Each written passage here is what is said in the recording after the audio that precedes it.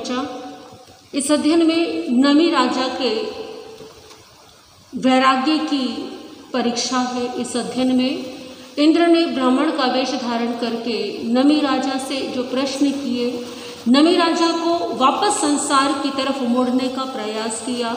नमी राजा का वैराग्य कितना प्रबल है, नमी राजा का ज्ञान कितना है। कहीं ऐसा तो नहीं कि चित्त के किसी कोने में दबी हुई आकांक्षाएं पड़ी हुई हो, कहीं ऐसा तो नहीं कि चित्त के किसी कोने में अभिमान दबा हुआ हो। तो इस सब के निवारण के लिए, आत्म मूल्यांकन के लिए इंद्र ने नमी राजा से कुछ प्रश्न किए, कुछ बातें कही। वो संवाद जो है इस अध्ययन के अंदर आता है। आपने 4 जो है प्रश्न सुन लिए, उसके आगे की चर्चा आज करेंगे।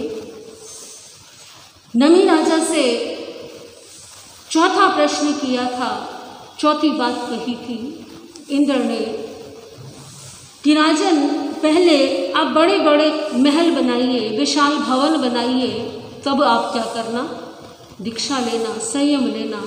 इससे आपका नाम चिरकाल तक इस संसार में जीवित रहेगा, आपकी यश कीर्ति फैलेगी, लोग आपको स्मरण करेंगे, लोग आपको याद करेंगे कि देखो अमुक राजा ने कितना बड़ा भवन बनवाया।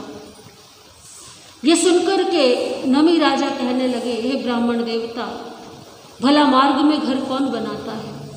और जो मार्ग में घर बनाता है वो अपने लिए दुविधा उत्पन्न करता है। क्यों? क्योंकि जहाँ कोई व्यक्ति घर बनाएगा तो वहाँ से उसके मोह के बंधन बंध जाएंगे, और जहाँ जहाँ मोह के बंधन बंधेंगे वहाँ वहाँ संसार में बंधन उपस्थित हो जाएगा। घर तो वही बनाना चाहिए जहाँ हमारा शाश्वत घर हो, जहाँ हमें पहुँचना हो। यात्रा के समय में घर बनाना ये सही कार्य नहीं है।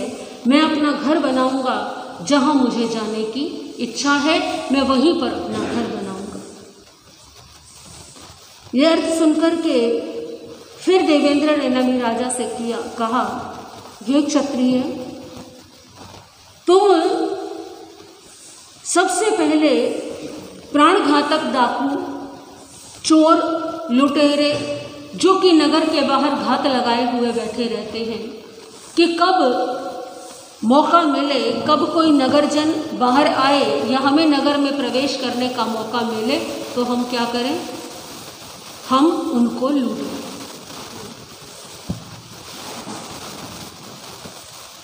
हम उनको लूट लें। और तुम राजा हो, तुम शासक हो, तुम्हारा उत्तरदायित्व है प्रजाजनों की उन चोरों से रक्षा करना।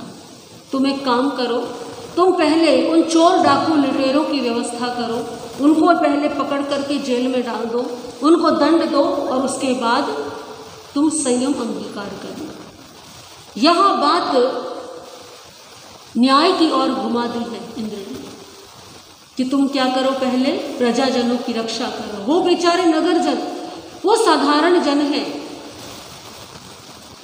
आपके यहाँ से जाने के बाद में वो क्या होंगे, प्रताड़ित होंगे उन चोरों के द्वारा, उन लुटेरों के द्वारा।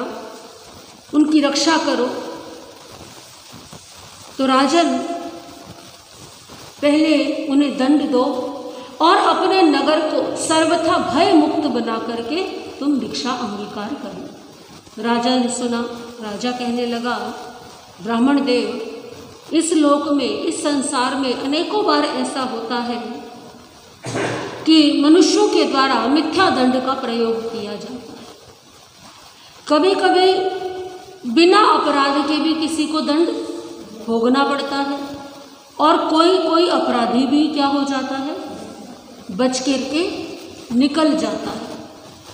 जो वर्तमान में स्थितियां हैं, ये जिस संसार में हम रहते हैं, वहाँ दंड व्यवस्था का आधार क्या है? कानून व्यवस्था है, गवाह, सबूत, इनके आधार पर जो है किसी व्यक्ति को अपराधी या निरपराधी घोषित किया जाता है। अगर किसी व्यक्ति ने अपराध किया और संयोग से उसके खिलाफ कोई सबूत ना मिले, कोई गवाह ना मिले, ये प्रमाणित ना हो पाए कि इसने अपराध किया है, तो उसको अपराध का दंड नहीं दिया जा सकता। ये जानते हुए भी कि इसने अपराध किया है परंतु दंड नहीं दिया जा सकता। और कभी कभी ऐसा होता है कि कोई व्यक्ति जिसने अपराध नहीं किया, उसने कोई गलत काम नहीं किया, परंतु किसी ने उसके खिलाफ षड्यंत्र किया, योजना बनाई और संयोग से, संयोग कहें दुर्योग कहें, उस व्यक्ति के खिलाफ सारे सबूत हैं और उन सबूतों के आधार पर, उन प्रमाणों के आधार पर ये प्रमाणित होता है कि अपराध किसने किया है, उस व्यक्ति ने किया है, तो भले ही चाहे जज ये जानता हो कि इसने अपराध नहीं किया, ये अपराध कर ही नहीं सकता, परंतु तब भी उसको दंड देना पड़ेगा। तो संसार में अनेकों बार ऐसे जो है कार्य हो जाते हैं, मैं किसको दंड दूं और किसको दंड ना दूं। इस संबंध में एक वास्तविक घटना का उल्लेख मैं करना चाहूंगी। एक जज के जीवन की व्यक्तिगत घटना, जज ने एक लेख में लिखा कि कर्म जो है कैसे किसी व्यक्ति को दंड देते हैं। उस जज ने अपनी आंखों देखी एक घटना लिखी कि एक बार सुबह का समय था और मैं घूमने के लिए निकला। मैं जा रहा था, मैं निकल रहा था झाड़ियों से, मार्ग के किनारे पर कुछ पेड़ थे, झाड़ियाँ थी। चलते चलते मैं काफ़ी दूर निकल आया, सुनसान इलाका था।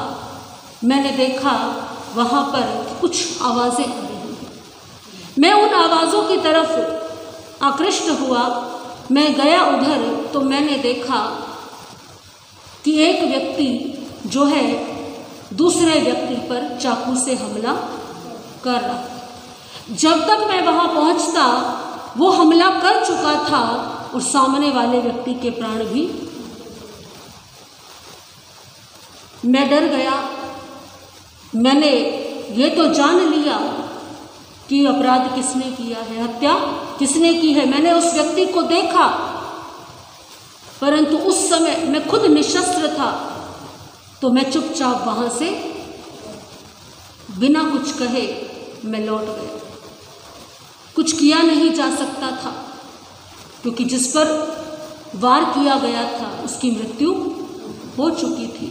तो ऐसी स्थिति में कुछ भी कहना मेरे लिए अपने प्राणों को संकट में डालने जैसा था। मैंने सोचा कि कोई बात नहीं, ये केस तो किसके पास आएगा, मेरे पास ही आएगा। और जब ये केस मेरे पास आएगा तो मुझे तो मालूम ही है कि अपराध इसने किया है। वो जज वापस लौट गया। पुलिस को सूचना मिली, केस दर्ज किया गया, अपराधी को ढूंढा गया, छानबीन हुई, खोजबीन हुई और एक व्यक्ति को पकड़ लिया गया। उस व्यक्ति को पकड़ लिया गया और पकड़ करके जेल में डाल दिया गया। केस दर्ज हुआ। अब केस की सुनवाई के लिए उसको कहाँ लाया गया? जज के सामने लाया गया, पेश किया गया। जज ये देख कर के हैरान था कि जिस व्यक्ति ने अपराध किया था ये वो व्यक्ति नहीं। और बड़ा आश्चर्यचकित है जज। वो किससे कहे कि जिस केस के लिए तुम इसे लेकर के आए हो, मैंने स्वयं अपनी आंखों से देखा है कि किसने हत्या की है, परंतु तुमने पकड़ा किसी और को है। सुनवाई चली, जितने भी सबूत थे, जितने भी प्रमाण थे, वो सब ये इशारा कर रहे थे कि हत्या किसने की है, इसी व्यक्ति ने की है। क्या किया जाए? जज क्या कर सकता है? जज के हाथ बंधे हुए हैं कानून से, प्रमाणों से। जज ने बहुत प्रयास किया अपनी ओर से, पुलिस को भी समझाने का प्रयास किया कि इस केस की और गहराई में जाओ, इस केस की और खोजबीन करो, परंतु विवश होकर के ये प्रमाणित हो गया कि हत्या किसने की है, इसी ने की है। परंतु जज जानता है कि इसने हत्या। अंत में वो समय भी आया जब मजबूरन अब जज को फैसला सुनाना था। क्या कर सकते हैं, फैसला तो सुनाना ही पड़ेगा। फैसला सुनाने के लिए लेकिन अंतर आत्मा तैयार नहीं है। किसकी? जज की। किसी निरपराध व्यक्ति को कैसे वो अपनी कलम से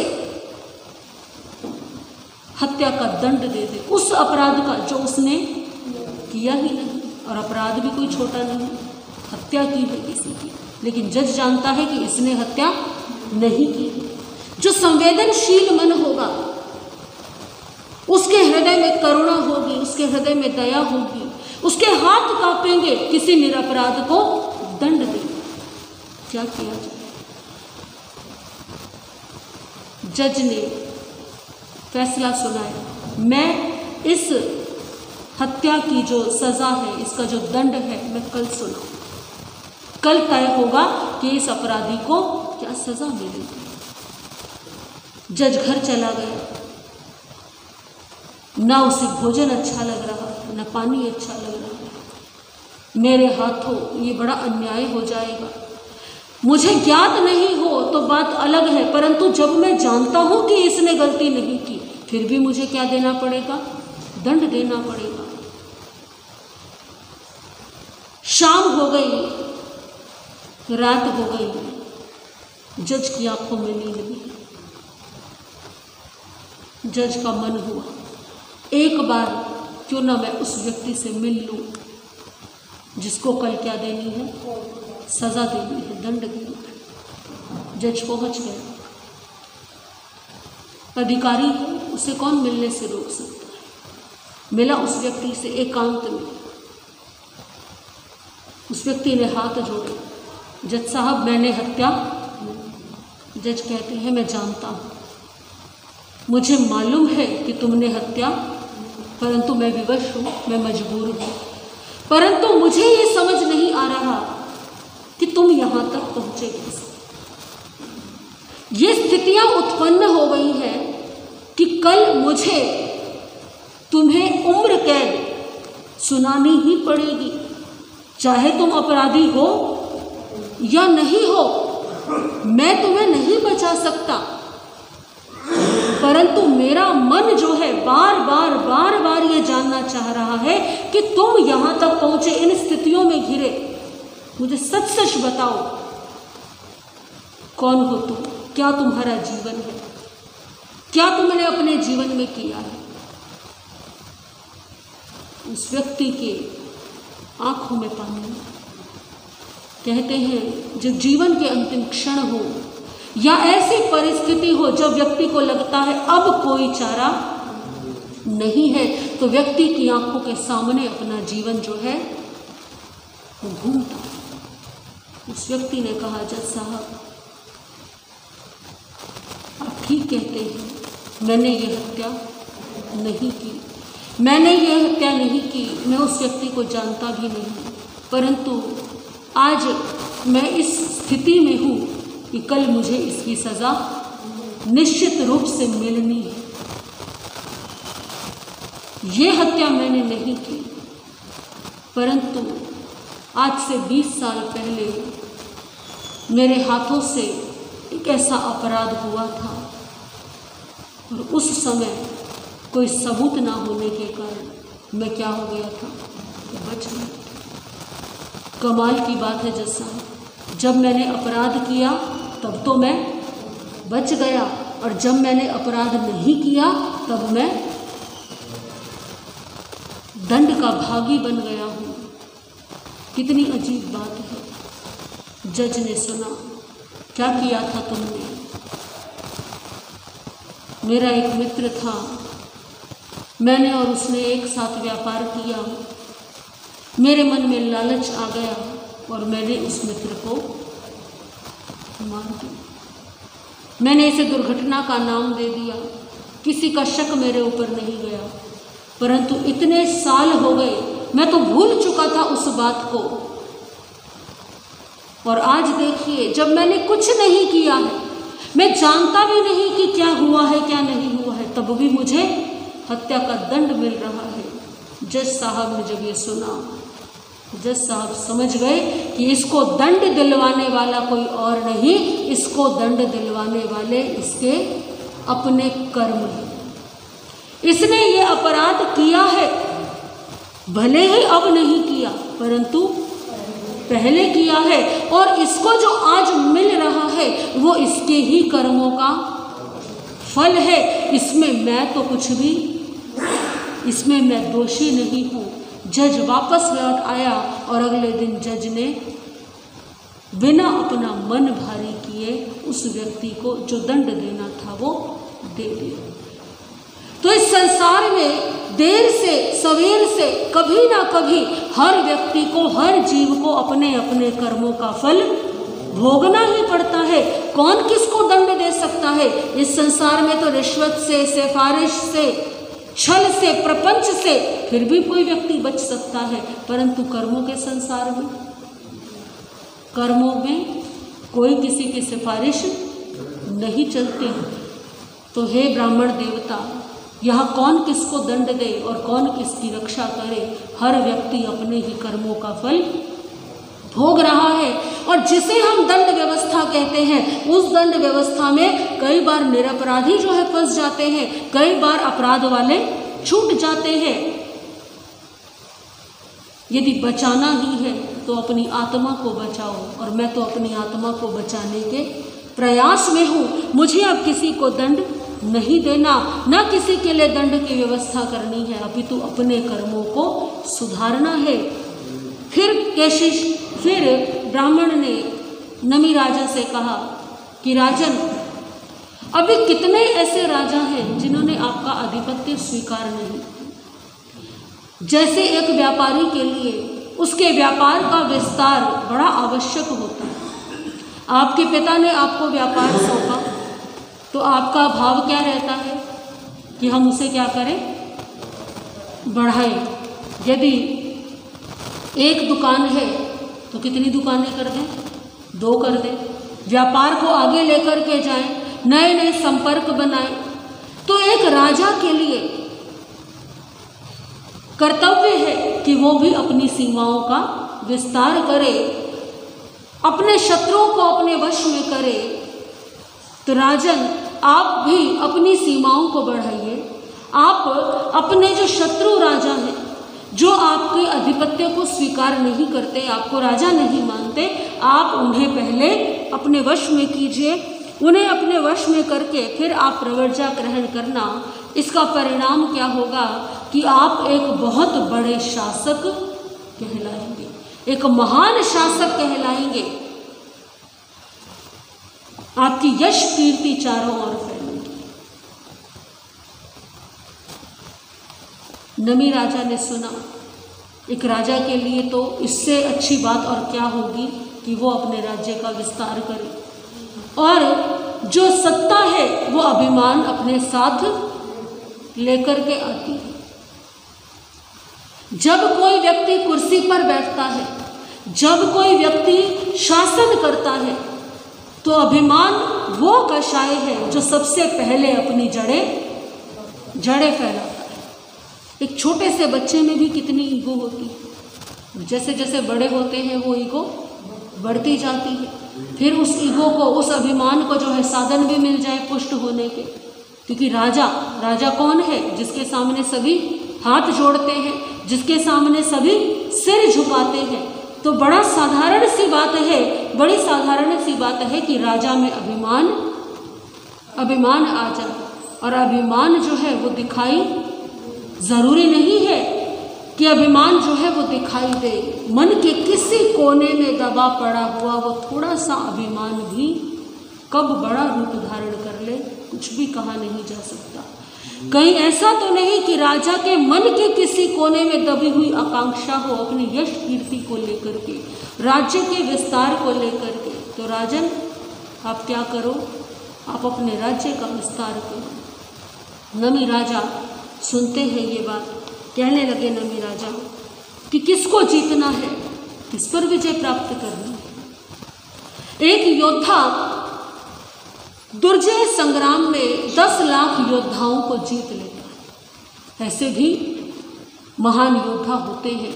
आपने सुना होगा कि वर्णन आता है प्राचीन काल में ऐसे शूरवीर योद्धा होते थे जो एक जो है अकेला 100 का मुकाबला कर ले, एक जो है वो 200 का मुकाबला कर ले, 1000 का मुकाबला कर ले। परंतु नमी राजा यहाँ पर क्या कहते हैं कि हो सकता है कोई शूरवीर योद्धा ऐसा हो जो दुर्जय संग्राम में, जिस संग्राम में किसी को जीता नहीं जा सकता, परंतु वो योद्धा 10 लाख योद्धाओं को पराजित करने वाला। इससे बड़ा और योद्धा कौन होगा जो अकेला 10 लाख को हरा दे, पराजित कर दे। वो महान है, वो शूरवीर है। परंतु ब्राह्मण देव उससे भी अधिक शूरवीर, उससे भी अधिक बलवान वो है जिसने अपने आप को जीत लिया। क्योंकि 10 लाख को जीतने वाला भी हो सकता है अपने मन के वश में हो, और हो सकता है जिसे कोई युद्ध नहीं करना उसने किसको जीत लिया हो, अपने आप को जीत लिया हो। आप बताइए 10 लाख शत्रुओं को जीतना सरल है कि अपने आप को जीतना सरल है? शत्रुओं को जीतना सरल है, अपने आप को जीतना बड़ा कठिन काम है। अपने आप को जीतना इस संसार का सबसे कठिन काम है। कैसे जीतना अपने आप को? हम सब मन के वश में चलते हैं। जैसे मन किया करते हैं ना। मन ने कहा ये खाना है, ठीक है। मन ने कहा वहाँ जाना है, ठीक है। किसके वश में है? मन के वश में है। और मन को जीतना, बड़े बड़े शूरवीर योद्धा भी किसके आगे पराजित हो जाते हैं? अपने मन के आगे हार जाते हैं, मन के आगे पराजित हो जाते हैं। इसीलिए महामंत्र नवकार में सबसे पहला पद नमो अरिहंताण, जिन्होंने अपने समस्त शत्रुओं को जीत लिया। कौन से शत्रु? बाहर के शत्रु नहीं, जो मन के शत्रु, जो इस मन को भटकाने वाले हैं वो शत्रु, और जो उनको जीत लेता है उसका स्थान सबसे ऊपर है, सबसे पहला है। तो क्या लाभ, मैं कितने भी राजाओं को परास्त कर दूं, मुझे तो उससे भी अधिक शूरवीर होना है, मुझे तो उससे भी बड़ा योद्धा होना है। और इस कारण से किसको जीतना है? मुझे अपने आप को जीतना है। अब मुझे किसी को जीतना नहीं है। अपान मेव जुज्जाहि किंते जुझेण बज्झो, बाहर के युद्ध से क्या लाभ होगा? युद्ध करना ही है, जीतना ही है, तो युद्ध किससे करो? अपने आप से करो। जीतना है तो किसको जीतो? स्वयं को जीतो।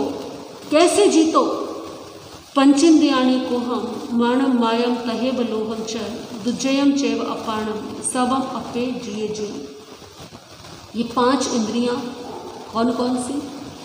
श्रोतेंद्रिय, चक्षु इंद्रिय, घ्राण इंद्रिय, रसना इंद्रिय, स्पर्श इंद्रिय। ये 5 इंद्रियां क्रोध, मान, माया, लोभ, 4 कषाय और फिर 10वां मन। बस इन्हीं को जीतना है और किसी को नहीं।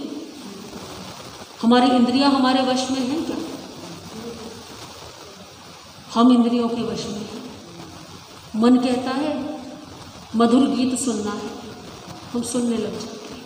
मन कहता है अरे मीठा खाने का मन हो रहा है, तीखा खाने का मन है, ये स्वाद लेने का मन है, हम तुरंत वो कार्य करते हैं। मन कहता है चलो पिक्चर देखते हैं, चलो अच्छा चलचित्र देखते हैं, और हमारी चक्षु इंद्रिय उसमें लग जाती है। तो 5 इंद्रियां हमारे वश में नहीं है। हम किसके अनुसार चल रहे हैं? इंद्रियों के अनुसार चल रहे हैं। फिर कौन से शत्रु आ गए? क्रोध, मान, माया और लोभ आ गए। और ये सब किससे संचालित हो रहे हैं? सारे के सारे मन के द्वारा। इनका राजा कौन है? मन है। तो इसको ही जीतना है। एक मन को जीत लिया तो 5 इंद्रियों भी जीत ली जाएगी और हमारे 4 कषाय भी। तो किसको वश में करना है? मन को वश में करना है। युद्ध में यही तो नियम है। राजा पराजित हुआ तो युद्ध क्या हो गया? समाप्त हो गया। राजा को बंदी बनाया, राजा को मार गिराया तो युद्ध वहीं पर खत्म हो जाता है। उसी प्रकार से मन को वश में कर लिया तो पांचों इंद्रियां और चारों कषाय भी अपने आप वश में हो जाते हैं। परंतु इस मन को जीतना ही सबसे कठिन है, क्योंकि पल में ही क्या हो जाता है, पल में ही इधर से उधर हो जाता है। एक अपने आप को जीत लेने पर स्वम अपे जिए जियम, सभी जीत लिए जाते हैं। तो किसी और को नहीं जीतना, मुझे स्वयं को जीतना है। फिर इंद्र ने कहा, हे क्षत्रिय, तुमने क्षत्रिय कुल में जन्म लिया है, तुम बड़ा यज्ञ कराओ, विशाल यज्ञ, श्रमण को ब्राह्मणों को भोजन कराओ, दान दो, बहुत दान दे करके अपने पुण्य का उपार्जन करो और फिर उसके बाद संयम लेकर के फिर भिक्षा करो। संयम ले लेना, परंतु किसके बाद में, ये सब काम करने के बाद। तो नमी राजा ने सुना कि नमी राजा को क्रोध नहीं आ रहा कि ये ब्राह्मण मेरा खड़ा होकर के कितना समय व्यर्थ कर रहा है, बार बार जो है मुझे रोकने का प्रयास कर रहा है। इसका अर्थ क्या है, नमी राजा में कितना धैर्य है, कितने धैर्य से वो उस ब्राह्मण के प्रश्नों का उत्तर दे रहे हैं, कितनी क्षमा है। जरा सा भी क्रोध नहीं आ रहा ब्राह्मण पर कि तुम क्या कर रहे हो, मेरा समय नष्ट कर रहे हो। मैंने एक बार कह दिया कि मुझे क्या करना है, संयम लेना है, फिर बार बार मुझे एक साधारण सा ब्राह्मण बनकर के प्रश्न पूछ रहे हैं इंद्र। तो नमी राजा बड़े शांत भावों से, बड़े प्रेम से उत्तर दे रहे हैं। नमी राजा कहते हैं, ब्राह्मण देवता, एक व्यक्ति प्रति माह 10 लाख गायों का दान करता है। कितनी गायों का?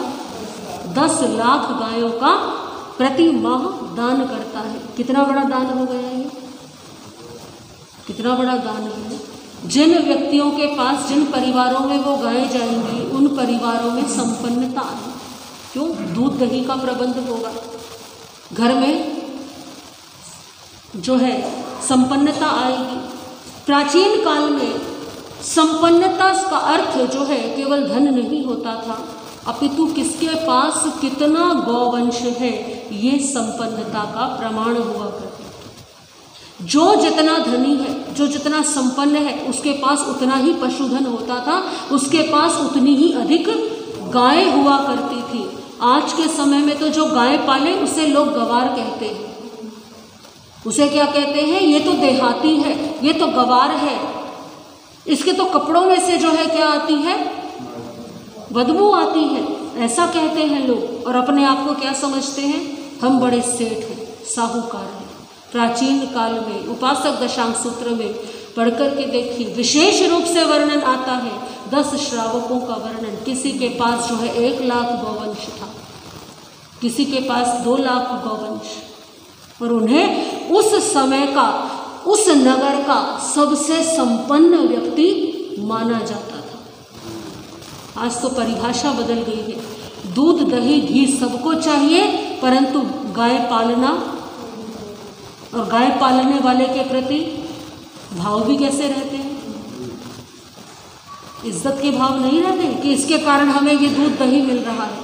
क्या भाव रहते हैं? ये तो गवार है, ये देसी है, देहाती है। अपने मन में अहोभाव रखिए उन लोगों के लिए, उन किसानों के लिए जो फसल उगाते हैं। अहोभाव रखिए उन व्यक्तियों के लिए जो गौ सेवा करते हैं, गाय पालते हैं, जो पशुपालन करते हैं, क्योंकि उनके कारण ही आपको क्या मिल रहा है? आपको और आपके परिवार को दूध दही घी इत्यादि मिलता है। तो एक व्यक्ति जो प्रति माह 10 लाख गाय दान देता, कितना कितना पुण्य उपार्जन कर रहा है, कितना बड़ा महादानी होगा। ऐसा महादानी व्यक्ति बहुत बढ़िया है, दान करता है, परंतु जो व्यक्ति संयम ग्रहण करता है वो उस महादानी से भी क्या है? अधिक श्रेष्ठ है। संयम ग्रहण करना प्रति माह 10 लाख गाय दान करने वाले से भी क्या है? उत्कृष्ट है। इसका अर्थ क्या है? यही कारण है कि जब कोई संयम ग्रहण करता है, चाहे वो कोई सामान्य व्यक्ति हो, चाहे वो कोई तीर्थंकर हो, चाहे वो कोई भी हो, जब संयम ग्रहण करते हैं तो देवता भी क्या करते हैं? आता है ना दशवैकालिक सूत्र में, देवावितम नमम संति जस धम्मे संयमणो, जिसका मन धर्म में सदा रत रहता है, धर्म में लीन रहता है, उसको देवता भी नमन करते हैं। एक व्यक्ति संसारी व्यक्ति है जो 10 लाख गाय दान करता है हर महीने, उससे ज़्यादा संपन्नता देवताओं के पास है, इंद्र के पास है, परंतु वो इंद्र भी किसके चरणों में शीश झुकाते हैं? संयमी के चरणों में शीश झुकाते हैं। तो क्या बड़ा है? संयम सबसे अधिक बड़ा है, क्योंकि संयम के लिए अपने आप को जीतना है, और अपने आप को जीतना इस संसार का सबसे कठिन कार्य है। संयम से बड़ा कुछ भी नहीं। भले ही संयमी दान नहीं करता, उसने सब कुछ त्याग दिया है, परंतु महादानी से भी बड़ा संयम है। राजन, तुम संयम लेने की कामना करते हो, गृहस्थ आश्रम को छोड़ रहे हो, परंतु धर्म तो गृहस्थ में रह करके भी किया जा सकता है। धर्म करने के लिए जरूरी नहीं है कि तुम संसार को छोड़ दो, घर परिवार को छोड़ दो। तुम घर में ही रहो, संसार में ही रहो, तुम पौषध करना, सामायिक करना, व्रत नियम का पालन करना, तुम्हारा गृहस्थ धर्म भी पालन हो जाएगा और तुम्हारा जो है त्याग भी हो जाएगा। देखिए कैसा मध्यम मार्ग, मन को भरमाने की कैसी कोशिश हो रही है कि तपस्या, त्याग, पौषध, व्रत, नियम, ये सब तो गृहस्थ में रह करके भी किए जा सकते हैं। ये सुना किसने? नमी राजा। नमी राजा कहने लगे, ब्राह्मण देव, आप ज्ञानी हैं। जो साधक महीने महीने के तप करता है, कितने के? एक महीने का तप, यानी मास खमन करता है। मास खमन करता है और पारणे में क्या करता है? पारणा करता है 1 महीने के व्रत के पश्चात, परंतु पारणे में क्या लेता है? कुशा। कुशा यानी जो घास होती है, उसका अग्रभाग कितना पतला होता है, कितना बिंदु जैसा जो है किनारा होता है, कितना सूक्ष्म होता है। उस अग्रभाग पर जितना भोजन आ जाए, सिर्फ उतना आहार वो किसमें ग्रहण करता है? पारणे में। यानी पारणा हुआ नहीं हुआ, सिर्फ नाम मात्र का पारणा है। कुशा के अग्रभाग पर कितना पारणा, कितना भोजन आ जाएगा, तो कुशा के अग्रभाग पर जितना भोजन आए उतना ही भोजन लेकर के वो पारणा करता है। फिर 1 महीने का तप करता है, फिर ऐसे ही पारणा करता है, फिर 1 महीने का तप करता है। ऐसी उत्कृष्ट तपस्या, इससे बड़ी तपस्या भला क्या होगी? कितनी उत्कृष्ट साधना है ये। ऐसी उत्कृष्ट तपस्या करने वाला साधक यदि अज्ञानी है, संयमी नहीं है, तो वो तप भी क्या हो जाता है? अज्ञान तप बन जाता है, बाल तप बन जाता है। वो तपस्या करने के पश्चात भी सम्यक चारित्र रूपी मुनि धर्म के जो 16वीं कला है उसको भी वो प्राप्त नहीं कर सकता। यानी कि जब तक चारित्र ग्रहण नहीं हो तब तक उस तप की बराबरी नहीं की जा सकती। कितना उत्कृष्ट तप है। यानी एक और तो एक साधक है, एक व्यक्ति है जो महीने महीने की तपस्या करता है और पारणे में क्या लेता है? कुशा के अग्रभाग पर आया हुआ भोजन लेता है। और दूसरी ओर एक सामान्य व्यक्ति है जो अधिक तप नहीं कर पाता, परंतु उसने चारित्र लिया हुआ है, सम्यक चारित्र रूपी मुनि धर्म धारण किया हुआ है। तो नमी राजा कहते हैं कि वो महीने महीने तपस्या करने वाला बराबरी नहीं कर सकता। किसकी?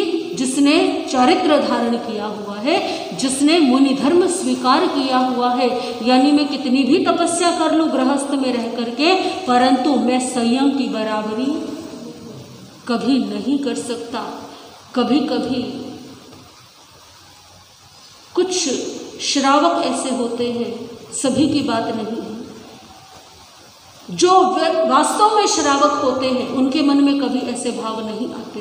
वो धर्म को जानते हैं, वो धर्म को स्वीकार करते हैं, परंतु कभी कभी थोड़ा सा धर्म करने के बाद मन में अभिमान आ जाता है। कहावत है ना, थोथा चना बाजे घना।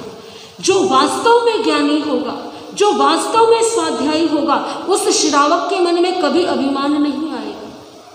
परंतु कभी कभी थोड़ा सा ज्ञान प्राप्त करने के पश्चात किसी व्यक्ति को ऐसा लगने लगता है मेरे जितना ज्ञानी तो कोई नहीं, तो कई बार ऐसे शब्दों का वो प्रयोग कर जाते हैं, अरे महाराज जी को तो पट्टे पे बैठ के कुछ भी बोलना नहीं आता, इससे ज़्यादा शास्त्र तो मैंने पढ़ रखे हैं। ये महाराज जी तो कुछ भी तपस्या नहीं करते, मैं तो इतने व्रत करता हूँ, इतनी आराधना करता हूँ, इनसे ज़्यादा अच्छा तो किसका जीवन है? मेरा जीवन है। मैंने तो इतना धर्म किया हुआ है, मैंने इतने आगम पढ़े हैं, इतना ज्ञान है मुझे। कोई व्यक्ति कितना भी ऐसा चिंतन कर ले, परंतु संयम की बराबरी नहीं कर सकता। कोई व्यक्ति ऐसा चिंतन करता है तो वो उसके लिए हानिकारक है, वो उसके लिए पतन का कारण है। उसमें हानि किसी और की नहीं है, किसकी है? क्योंकि जैसे ही व्यक्ति को ये भाव आया, चाहे उसमें कोई गृहस्थ हो और चाहे साधु हो, जैसे ही साधक के मन में ये भाव आया कि मैं बहुत ज्ञानी हूँ, इसका अर्थ क्या है कि उसने अपने ज्ञान के दरवाजे वहीं पर बंद कर दिए। अब उसकी और उन्नति, और जब तक केवल ज्ञान नहीं होता तब तक ज्ञान की कोई सीमा नहीं है। जो ज्ञान हमारे पास में है ना, ये ज्ञान तो सागर में एक बूंद भी नहीं है जितना ज्ञान, और इस ज्ञान को भी हमने पूरा अभी पाया, तो सागर की एक बूंद को भी जब अभी नहीं पा सके हैं तो किस बात का अभिमान करना। जो अभिमान करता है वो अपने ही बुद्धि के द्वार बंद कर लेता है, ज्ञानावरणीय कर्म का बंद करता है, संयमी की अशातना का, संयमी की अवहेलना का, ये भी कर्मों का बंध जो है वो होता है।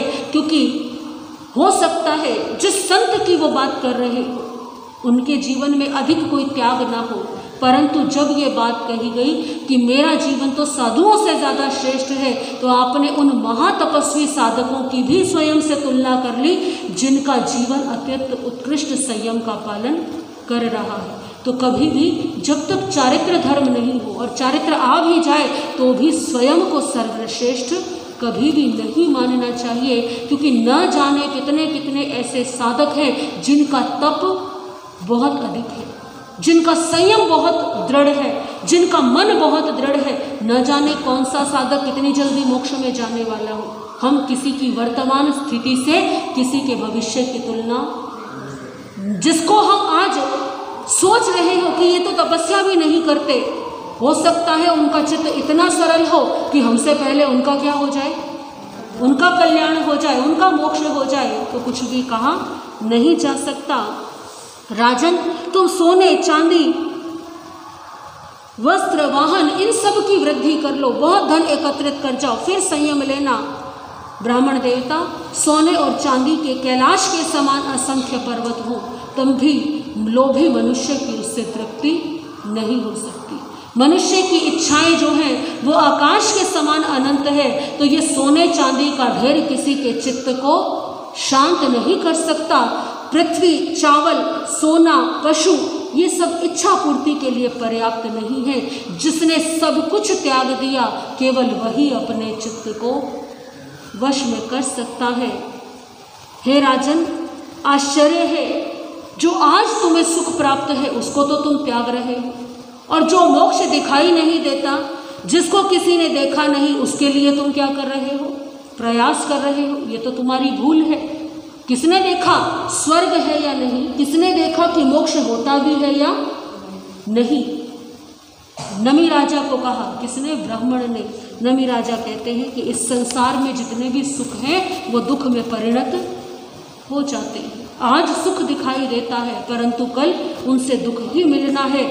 इसीलिए मुझे इन सुखों से कोई मतलब नहीं है। जब ये 10 प्रश्न कर लिए और नमी राजा ने बड़े धैर्य से उत्तर दिया, अब ब्राह्मण के सारे प्रश्न क्या हो गए? समाप्त हो गए। ब्राह्मण देवता ने हाथ जोड़े अपने, किसके सामने? नमी राजा के सामने। ब्राह्मण का, वृद्ध ब्राह्मण का वेश त्याग दिया, रूप त्याग दिया, अपने वास्तविक स्वरूप में इंद्र प्रकट हुए। देवेंद्र ब्राह्मण का रूप छोड़ करके अपने वास्तविक इंद्र स्वरूप को प्रकट हुए। मधुर वाणी से नमी राजा के स्तुति करने लगे, वंदन करने लगे। अहो ते निजो कहो, अहो ते मानो पराजय। आश्चर्य है कि तुमने क्रोध को जीत लिया। क्यों? क्योंकि इतने प्रश्न पूछे, इतना समय लिया, तब भी राजा को जरा सा भी क्रोध नहीं आया। तुमने क्रोध को जीत लिया है। अहो ते मानो पराजयो। आश्चर्य है, तुमने मान अभिमान को भी पराजित कर दिया। क्योंकि ये भाव भी नहीं आया मैं राजा हूं, तुम मुझसे इतने प्रश्न क्यों कर रहे हो। अहो ते निरख किया माया। अहो तुमने माया को भी दूर कर दिया, क्योंकि प्रलोभन दिए। इंद्र ने क्या कहा? सोना चांदी एकत्रित करो, अपने संपन्नता को बढ़ाओ, अपने राज्य की सीमा को बढ़ाओ। परंतु इस माया जाल में भी नमी राजा नहीं फंसे। तुमने माया को भी जीवन से दूर कर दिया। अहो ते लोहो वसीको। तुमने तो लोभ को भी अपने वश में कर लिया है। और जिसने क्रोध, मान, माया, लोभ को जीत लिया, ऐसा व्यक्ति धन्य है। अहो ते अज्जवम साहू। उत्तम है तुम्हारी सरलता। एक राजा होकर के, मिथिला के शासक होकर के, तुमने एक साधारण से वृद्ध ब्राह्मण के सभी प्रश्नों का उत्तर दिया। इतने सरलता तुम्हारे भीतर है। धन्य है तुम्हारी सरलता। अहो ते साहू मध्यवम। उत्तम है तुम्हारी मृदुता। कहीं पर भी आपके शब्दों से ऐसा नहीं प्रतीत हुआ कि आप मेरी बातों से परेशान हो गए। अत्यंत विनम्रता से सारे प्रश्नों का उत्तर दिया है। आपकी विनम्रता धन्य है। उत्तम है आपकी क्षमा, उत्तम है आपकी निर्लोभता। भगवान देखिए क्या संबोधित किया है नमी राजा को। किसने? इंद्र ने। भगवान आप इस लोक में भी उत्तम हैं और आप उस लोक में भी उत्तम होंगे। अभी संयम नहीं लिया नमी राजा ने, अभी दीक्षा धारण नहीं की है, परंतु क्या संबोधित कर रहे हैं? भगवान ये शब्द प्रयोग कर रहे हैं, क्योंकि इंद्र को विश्वास है कि ये अपने सर्व कर्मों को नष्ट कर देंगे। भगवान आप इस लोक में भी धन्य हैं और आप उस लोक में भी धन्य होंगे। कर्ममल से रहित होकर के आप लोक में सर्वोत्तम स्थान सिद्धि को प्राप्त करेंगे।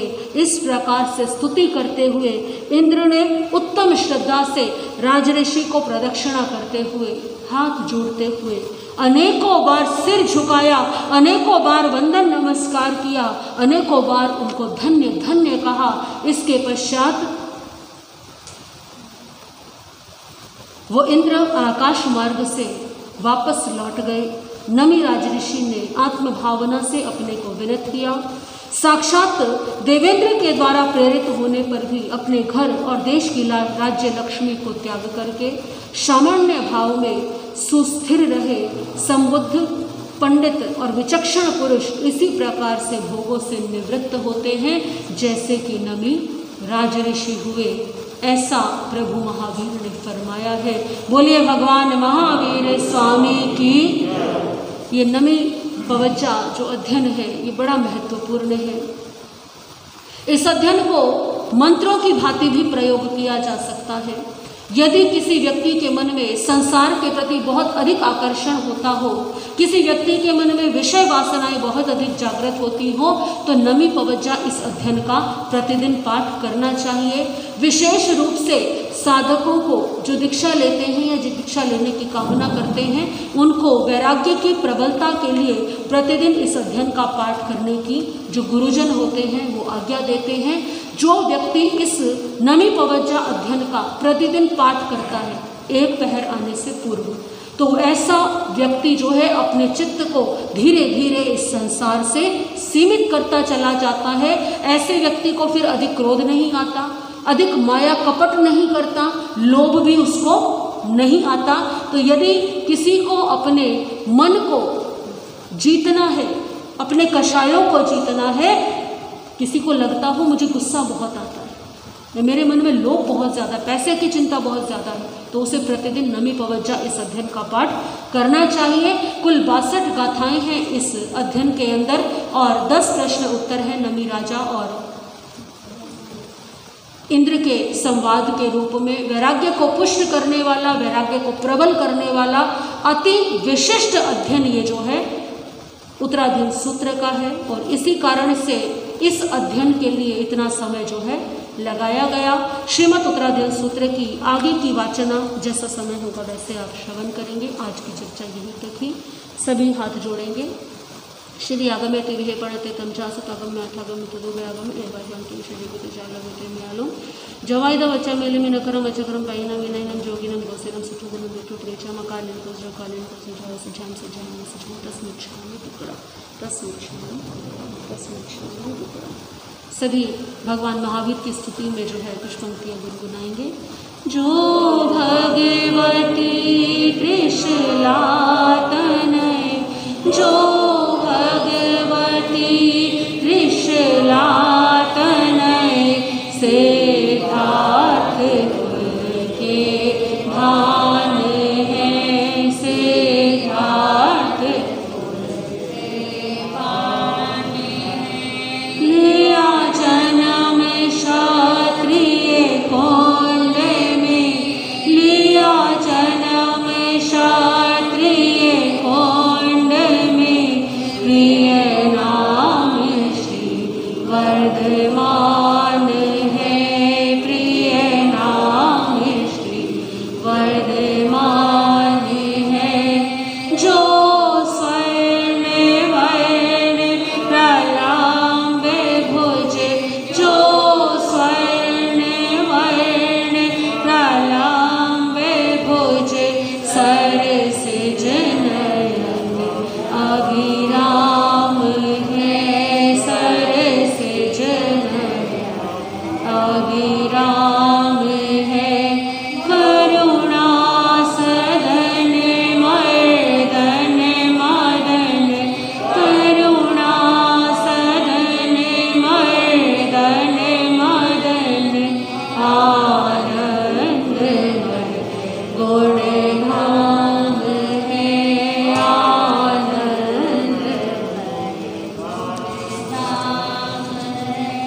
जो अनंत ज्ञानी है प्रभु जो अनंत ज्ञानी है प्रभु और अनंत शक्तिवान है और अनंत शक्तिवान है। किस मुख से